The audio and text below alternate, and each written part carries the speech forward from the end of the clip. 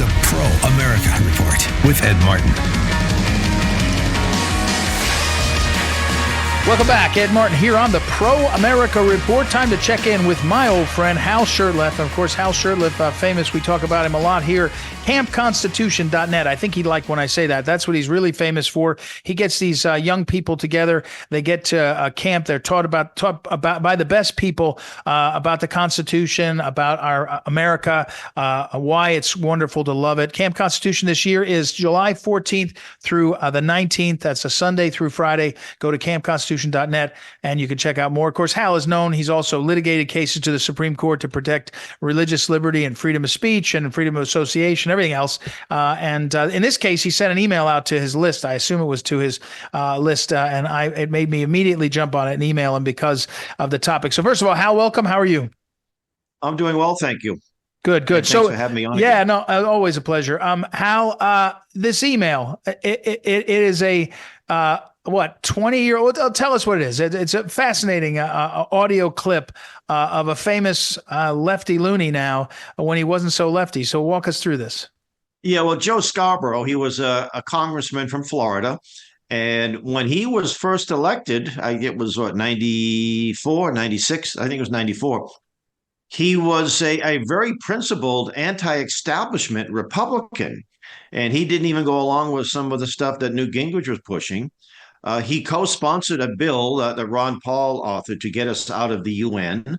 He was very pro-life. There was a couple of pro-life bills that he was pushing, even to protect. I think one of the bills was to criminalize if there was a murder of a pregnant woman, that baby would also be considered if she was pregnant.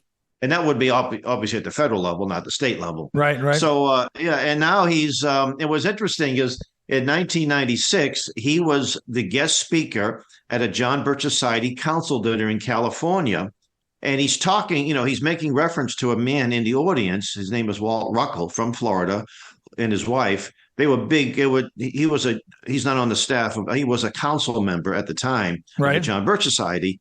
And no doubt a big supporter of him. Just obviously, he was probably the man that invited Scarborough to the event. Right. And you're listening to Scarborough, and I said, is this the same guy that we see on MSNBC's A Morning Joe? And I mean, he understood what was right and wrong. He understood the problem. He wouldn't have been at that meeting if he was just some kind of nominal conservative who doesn't know up from down and just votes the way the party wants him to vote. And it was interesting, too, is that Brzezinski, speaking of Brzezinski, was one of the top deep staters of his time. That's even before the term deep state was used. He was the founder of the Trilateral Commission.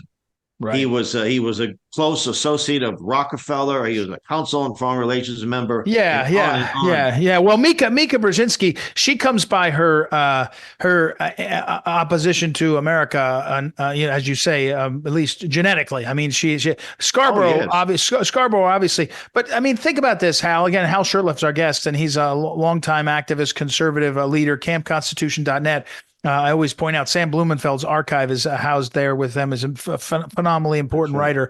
But, besides the fact that Scarborough is an opportunist, and once he was out of office, he reverted to whatever this is, and he wants to, he's married to this woman now and all that. But, it's 1996. This is not 1966. It's 1996, and he's at a JBS, a John Birch Society event. That's not mild. Even then, you'd take a ration of heat from the press. They'd say, oh, boy, this is you're with the conservatives that believe XYZ. I mean, I think, if we discovered that somebody who had not admitted that they were totally soulless like him, a liberal might get in real trouble if they were to say, oh, you were at a JBS meeting. I mean, it's not going to the National Right to Life meeting or the NRA banquet. These are hardcore, conservatives who are fearless about it. And there he is. Well, what's interesting is I think what prompted me to write that article, it's on our blog, and I posted a link to the video. It was an audio, and I converted it into a YouTube video. So you don't get him speaking at the podium. You don't get a footage. You just get the audio and his pictures throughout the video. I think it's only maybe 30 minutes long. But he was defending Biden's State of the Union. I call it Hate of the Union Yell Fest. Right. Not State of the Union. Talk about gaslighting. That's a typical example. We all saw this man. We all saw how he Right. he was heckled, and he gave in to Marjorie Taylor Greene. I'm glad he did, and he was fumbling and bumbling and yelling. It was a disgrace. Any third party just sitting there, critiquing a speech would say, who the heck is this guy? How did he get in the contest here? Right, right, He's right. disqualified. And Right. yet he's defending him. I thought, my goodness, how could even a moderate? Now Scarborough left the Republican Party. He really hated Trump. In August of 2016, we need to replace him. He's a disaster. So he hated Trump from day one. Yeah.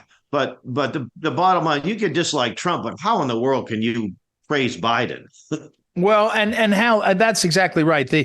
But again, we're not surprised. It's just worth pointing out to people. When you know who says it, you know a lot about what they're saying and what it means. As you point out that Scarborough was a congressman when it was convenient. He was very conservative, and in this case, really on point. I mean, he's and fighting against the stuff that now his wife. And again, people can marry somebody that they disagree with earlier in their life. I'm not judging that part. I'm saying when he defends Biden like he did, it's just so embarrassing. And you want to be like, wait, back here, you were actually speaking in a sane way. By the way, you just said, Hal, that it's on your blog. Where is that? On campconstitution.net or where? Yes. Yeah. Campconstitution.net. You'll find it. But if you just go to our YouTube channel, Camp Constitution, and you do a search, just put in Joe Scarborough speech at a John Birch Society meeting, or just put in Joe Scarborough. It should come right up. Okay. Okay. Yeah. I think I just posted it about a month ago, not too long ago. Campconstitution.net is the website, and you can get to most of those places through there and do a search. I'll put a link up on. Hal, how do you think the fight against the sort of globalists is going? I know it feels like there's a lot of energy opposing it, but last week there were some Polish friends of mine, patriots from Poland, and they were in Washington D.C. area because the European Union, we didn't even notice, they passed 267 amendments. The European Union did unanimously, and when they were done passing these amendments, if they passed them, they have to be ratified now. They will basically strengthen the EU to the point that it's more like a super state than it is a confederation of states. And I kind of shook my head and thought, we think we're winning because we're finally paying attention to the fact that there's these threats, but the march is on all around us. Well, all I can say is that God is on the throne, and we just have to keep on keeping on, get opportunities wherever they are. But we're seeing some people get elected that you would never expect in South America. Dismantling El Salvador. You've got from one of the most violent and dangerous countries in the world to I think it's safer in El Salvador than definitely Chicago. I think he's telling the migrants to come back to El Salvador, where it's a whole lot safer than Chicago. So, but I know that. I think I'm quoting Robert Welch, who was the founder of the John Birch Society, not directly quoting, but he said something to the effect that the insiders would be running naked to the finish line. In other words, in order for them to obtain the true objective, they have to show themselves, and that's what they're doing. Hal Shurtleff is our guest again, campconstitution.net. Hal, give me a 1 minute or so on Camp Constitution, and tell people what to do to get their young people there. And it's not sold out yet, is it? Sometimes it sells out so quick. It's getting there, but we also have a ladies' retreat and a weekend retreat coming up. Weekend retreats in late September. Ladies' retreat is second week in April. And all of them are in New Hampshire. But it's actually a family camp. It's not just for, say, children. We do have unaccompanied children, but we also have full families, mom, dad, even in-laws come. And it runs from July 14th to the 19th. You can go to our website, and there's an application there. If you have any questions, just contact us. And if you're coming from long distances, we can pick you up at airports and drop you back off. We do our best to accommodate as many people as we can. All right. Well, now that you threatened me about my mother-in-law coming, I don't know what I'm going to do. I'm probably going to be less. You don't contact people's mother-in-law automatically and tell them, "Do you want to come?" Do you? Well, no, we don't. We'll put her in a separate room. How's that?